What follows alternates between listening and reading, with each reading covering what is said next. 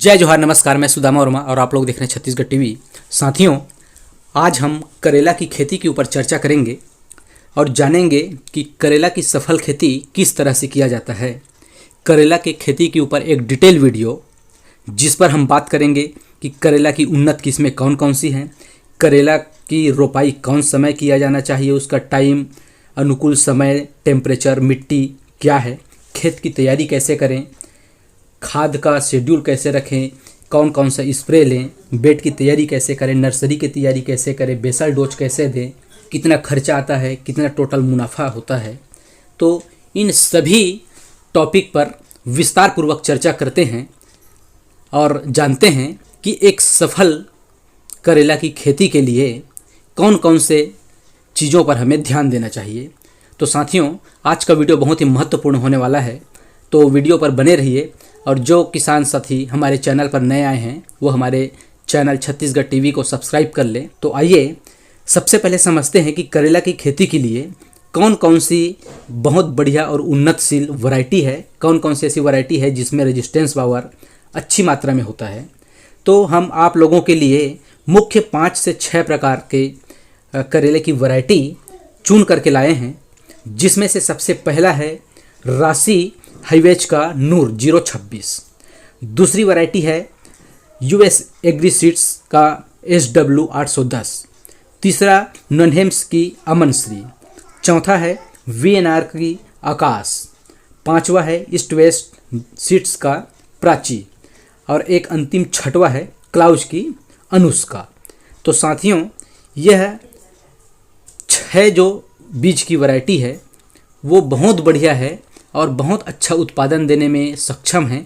अतः आप इन 6 वैरायटियों में से किसी भी वैरायटी की चयन करके करेले की खेती शुरू कर सकते हैं। साथियों, अब करेले की खेती करने के लिए सबसे पहले अपन समझते हैं कि टाइमिंग, करेले की खेती के लिए अनुकूल समय क्या है, उसका टेम्परेचर क्या होना चाहिए और किस तरह की मिट्टी में हम करेले की खेती कर सकते हैं। तो इस दूसरे टॉपिक पर, जिसे हम टाइमिंग, टेम्परेचर और सॉइल कह सकते हैं, तो इसके तहत जानते हैं कि किस तरह से हम करेले की खेती करके अच्छा मुनाफा ले सकते हैं। तो सबसे पहली चीज़, अगर हम टाइमिंग की बात करें तो बरसात के लिए जून जुलाई का महीना बहुत बढ़िया है। आप जून जुलाई में रोपाई करके करेले की बहुत बढ़िया उत्पादन ले सकते हैं। और यदि हम करेले की खेती गर्मियों के लिए कर रहे हैं तो दिसंबर और जनवरी का महीना बहुत बढ़िया है, जिस पर हम करेले की रोपाई करके बहुत बढ़िया करेले का उत्पादन ले सकते हैं। तो याद रखें, टाइमिंग बरसात के लिए यदि कर रहे हैं तो जून जुलाई का महीना, गर्मियों के लिए कर रहे हैं तो दिसंबर जनवरी का महीना। यदि जून जुलाई में कहीं हम सफल कहना चाहिए लेट हो गए हैं तो हम अगस्त में भी रोपाई कर सकते हैं। अगस्त भी कोई लेट नहीं होता। और गर्मियों के लिए दिसंबर जनवरी में अगर नहीं हो पाया तो हम फरवरी के शुरुआत में भी खेती कर सकते हैं। अब बात करते हैं कि टेम्परेचर। तो टेम्परेचर 15 डिग्री सेंटीग्रेड से लेकर अधिकतम 35 डिग्री सेंटीग्रेड तक का तापमान करेले की खेती के लिए अनुकूल बताया गया है। और इसके भीतर का जो तापमान है वो बहुत बढ़िया रहता है। अब चर्चा करते हैं कि किस तरह की मिट्टी में हमें करेले की खेती करना चाहिए। तो करेले की खेती के लिए काली मिट्टी, काली दोमट मिट्टी, लाल मिट्टी, पीली और उपयुक्त जीवाश्म पदार्थ वाले हर प्रकार के सॉइल पर जिसकी मृदा की pH मान 5.5 से लेकर 7.5 तक हो, वो सब मिट्टी करेले की खेती के लिए अनुकूल है। आप उसमें करेले की बहुत बढ़िया सफल खेती कर सकते हैं। तो अब चर्चा करते हैं अगले टॉपिक पर, जिसकी नाम है खेत की तैयारी और हम बेड कैसे बनाएं, मतलब field preparation and bed making. तो साथियों, खेत की तैयारी के लिए तो सबसे पहले हम अपने जो 9 नास वाले कहना चाहिए या पंजा जो होता है 5 नास वाले, उसमें 2 से 3 जुताई, अच्छे से गहरी जुताई कर लें। उसके बाद प्लाऊ कर दें और प्लाऊ करने के बाद में कम से कम संभव हो तो 1 से 2 माह तक के लिए धूप खाने के लिए छोड़ दें। उसके बाद में क्या करें कि चूँकि हमें बेसल डोज खाद के लिए सबसे अच्छा खाद, जिसमें कहना चाहिए हमें पर्याप्त मात्रा में ऑर्गेनिक कार्बन मिलता है, वो है हमारा घर का कहना चाहिए देसी सड़ा हुआ गोबर का कंपोस्ट खाद। तो अच्छे से जब धूप खा जाए उसके बाद में आप लोग 5 से 6 ट्राली गोबर की अच्छी तरह से सड़ी हुई खाद पूरी खेत में बिखेर कर उसे अच्छी तरह से मिलाकर रोटोवेटर कर लें। और फिर रोटोवेटर करने के बाद में, रोटोवेटर से समतल करने के बाद में फिर हम चालू करेंगे बेड बनाने की तैयारी। तो बेड बनाने के लिए आप बेड मेकर से बेड की दूरी इस तरह से रखें कि बेड से बेड की जो दूरी है वो 2.5 से 3.5 फुट की आए। बेड की जो चौड़ाई है वो लगभग 3 फुट का रखें और बेड की जो ऊंचाई है वो 1 फुट का रखें। तो इस रीति से आप बेड की तैयारी कर लेवें। अब बात करते हैं कि हमें नर्सरी की तैयारी कैसे करनी चाहिए। तो नर्सरी की तैयारी बहुत ही आसानी से हम घर पर कर सकते हैं। और घर पर हम नर्सरी की जब तैयारी करते हैं तो उसके लिए हमें किन किन चीज़ों की ज़रूरत पड़ता है सबसे पहले वो जान लें। तो जब हम घर पर नर्सरी तैयार करते हैं तो इसमें जो आवश्यक सामग्री है वो हमें कोकोपीट लगता है, जो नारियल का खाद होता है, नारियल का बुरादा से जो बनाए रहते हैं, तो वो कोकोपीट मतलब नारियल खाद। दूसरा वर्मी कंपोस्ट, और उसके बाद में हमें चाहिए प्लास्टिक वाला ट्रे जिस पर हम अपना नर्सरी तैयार करेंगे। तो इसके अलावा यदि हम अपने नर्सरी पर कहीं अगर कुछ कीट वगैरह लग जाता है, कुछ फंगस की समस्या हो, तो फंगीसाइड के रूप में बाविस्टिन ज़रूर ला लें, क्योंकि हमें एक बार तो पहले ट्रीट करना पड़ेगा लगाने से पहले, और बाद में हम उसका छिड़काव भी कर सकते हैं। तो नर्सरी की तैयारी के लिए सबसे पहले नारियल के खाद को वर्मी कंपोस्ट में अच्छी तरह से मिलाकर उस मिश्रण पर लगभग 250 ग्राम के बाविस्टिन को अच्छी तरह से मिला दें, ताकि हमारा जो बीज है वो पूरी तरह से शोधित हो जाए और उसमें किसी भी प्रकार का कोई फंगस जनित बीमारी ना आए। और वो खाद जिसको हम अभी कहना चाहिए तीनों प्रकार की चीज़ को जो मिलाए हैं उसे फिर प्लास्टिक के ट्रे के जो गड्ढे हैं उसमें बराबर समतल मात्रा में भर दें और फिर उसमें एक एक गड्ढे में एक एक बीज डालते जाएं। और इस तरह से हम पूरे बीज को प्लास्टिक के ट्रे में लगा दें और फिर पूरे प्लास्टिक को अच्छे से संभव हो तो प्लास्टिक से कवर करके रख दें कुछ दिन, 2 से 3 दिन या 4 दिन तक के लिए। उससे क्या है, जर्मिनेट होने में मदद मिलता है और सिंचाई आवश्यकता अनुसार करते रहें। तो इस तरह से यदि हम अपना नर्सरी तैयार करते हैं तो बहुत बढ़िया नर्सरी बहुत जल्द लगभग 20 से 25 दिन में हमारी नर्सरी तैयार हो जाता है। अब इसमें एक चीज़ ध्यान दीजिएगा, यदि कहीं फंगस की प्रकोप आपको नज़र आए तो इसमें 1 ml प्रति लीटर की दर से आप स्प्रे कर सकते हैं। और यदि कहीं रस चूसक कीट का प्रकोप हो, आपको लगे कि रस चूसक कीट कहीं कहीं नज़र आ रहा है, तो आप इमिडाक्लोप्रिड का छिड़काव कर सकते हैं। तो इस तरह से आप बिल्कुल ध्यान देकर अपने घर पर ही बहुत ही सस्ता में आप कहना चाहिए नर्सरी तैयार कर सकते हैं। और इस नर्सरी को आप छांव में रखें, बम्बू की सहायता से या ग्रीन नेट वगैरह डालकर किसी भी तरह से आप एक छायादार जगह बना लें और उसी छाया में आप इन ट्रे को रखें, जिससे बहुत जल्दी आपका जो नर्सरी है वो तैयार हो जाएगा। अब चर्चा करते हैं कि हमें प्रति एकड़ प्लांट की आवश्यकता कितना पड़ता है। तो साथियों, 1 एकड़ में लगभग 5000 पौधों की आवश्यकता पड़ता है।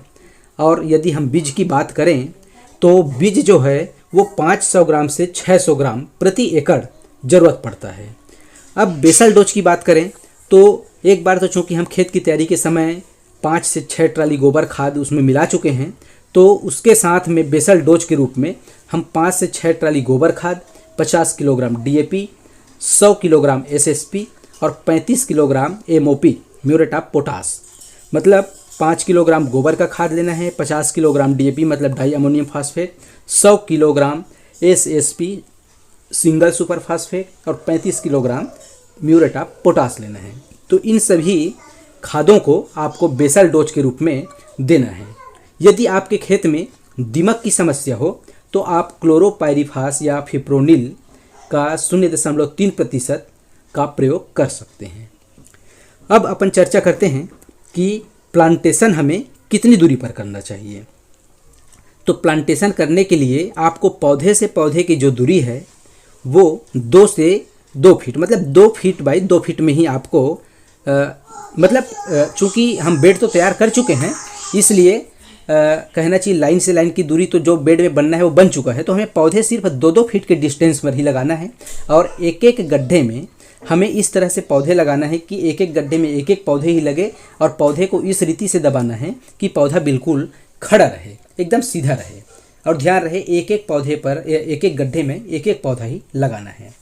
अब अपन सिंचाई के ऊपर चर्चा करें तो सिंचाई के लिए यदि हम ड्रिप से सिंचाई करते हैं तो एक एक दिन के अंतराल से हम लगभग 1 से 1.5 घंटा सिंचाई रोज कर सकते हैं। मतलब एक दिन के अंतराल में 1 से 1.5 घंटे की सिंचाई अपन कंटिन्यू कर सकते हैं।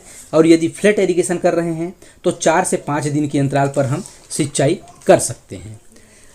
इसमें एक चीज़ ध्यान देना है, यदि मिट्टी हल्का मिट्टी है जो पानी पकड़ के नहीं रखता, मतलब वो जल्दी पानी सोखेगा, तो उसमें हमें थोड़ा जल्दी सिंचाई करना है। और मिट्टी यदि भारी है जो पानी पकड़ के रख रहा है तो उसमें हमें थोड़ा लेट से सिंचाई करना है। बाकी सब किसान भाई तो ऐसी समझदार रहते हैं, मिट्टी देखकर, नमी देखकर समझ जाते हैं कि हमें कब कब सिंचाई करना है। अब हम चर्चा करते हैं कि करेले की बंधाई किस तरह से करना चाहिए।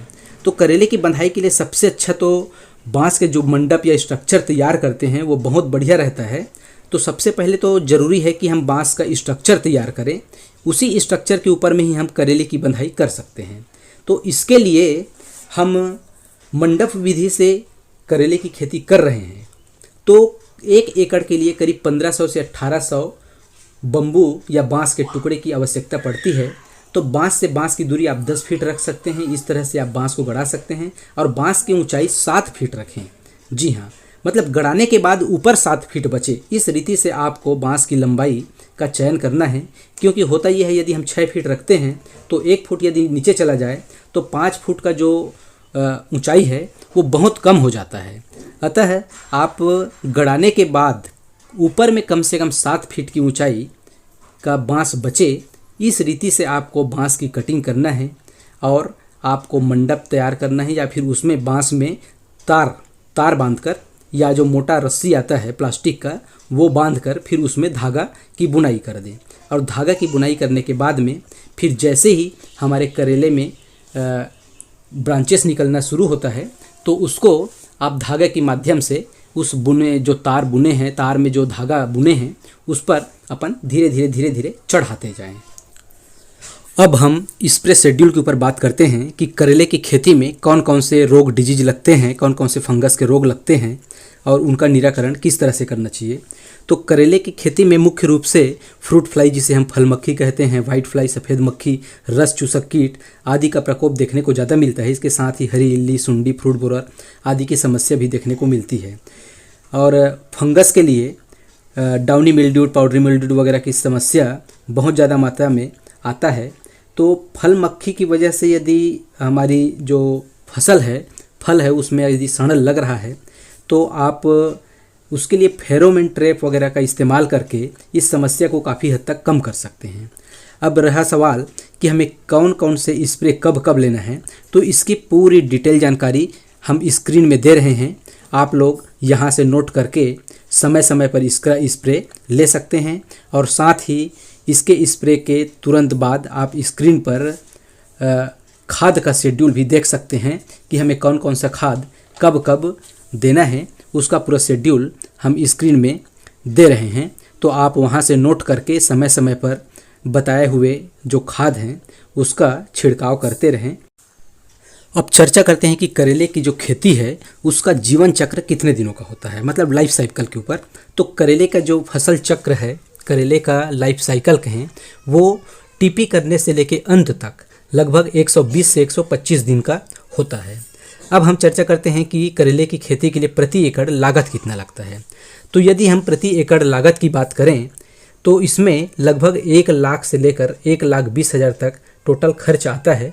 इसमें बांस वगैरह का, तार और जितने भी और अन्य चीज़ें हैं उसका खर्च शामिल है। लेकिन यदि आप पहले साल के अलावा और अगले साल जब खेती करते हैं तो उसमें आपके जो ड्रिप के खर्चे हैं, बांस के खर्चे हैं, वो बहुत कम हो जाता है।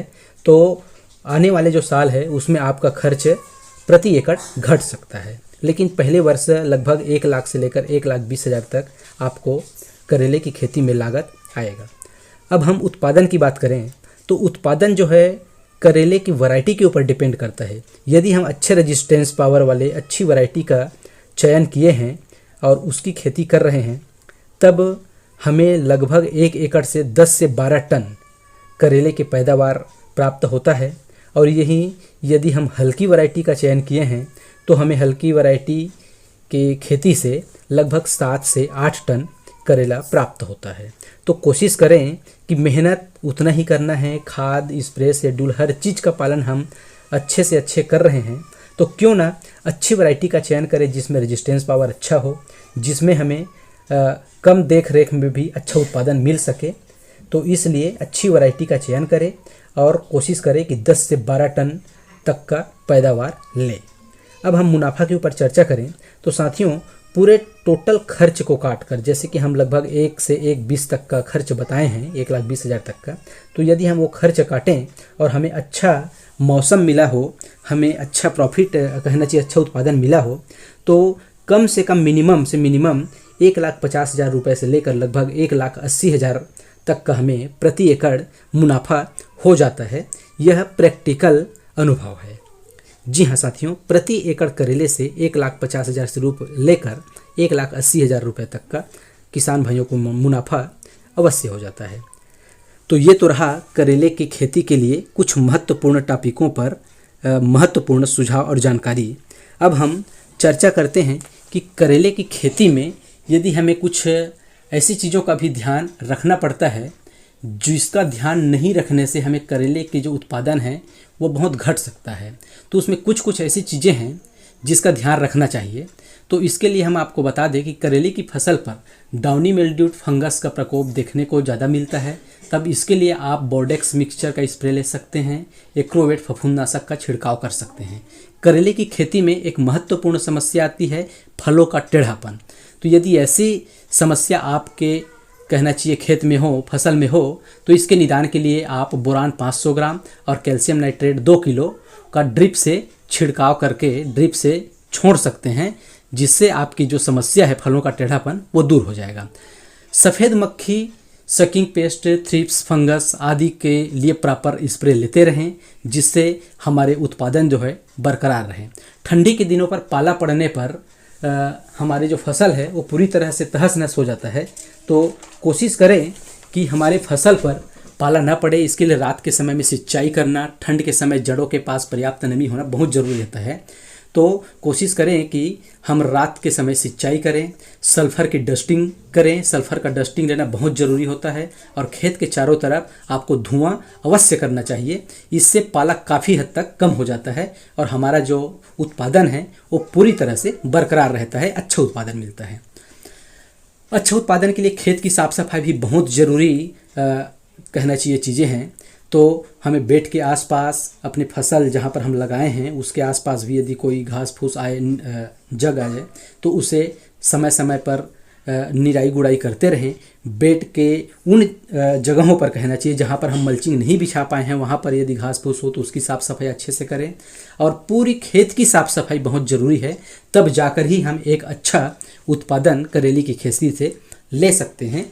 तो किसान भाइयों से अनुरोध है कि अपनी खेत की अच्छी तरह से साफ़ सफाई अवश्य रखें। और हाँ, एक और ख़ास बात, यदि हमें करेले की फसल पर अधिक मात्रा में उत्पादन लेना हो, अधिकतम पैदावार चाहिए, तो इसके लिए प्रति एकड़ की दर से ह्यूमिक एसिड 200 से 500 gram, micronutrient fertiliser, ferrous sulphate, boron, chelated zinc आवश्यकता अनुसार ड्रिप से अवश्य देते रहें। इससे हमारे जो उत्पादन है वो बहुत काफ़ी हद तक बढ़ जाता है। तो इन सब चीज़ों का किसान भाई अवश्य ध्यान दें। तो आज के इस वीडियो में बस इतना ही। उम्मीद करता हूं कि आज के वीडियो आप लोगों के लिए काफ़ी हेल्पफुल रहेगा। हमारे करेले की खेती करने वाले सभी किसान भाइयों के लिए बहुत ही मददगार साबित होगा। यही आशा और विश्वास के साथ आज की इस वीडियो को यहीं पर विराम देते हैं। जय हिंद, जय।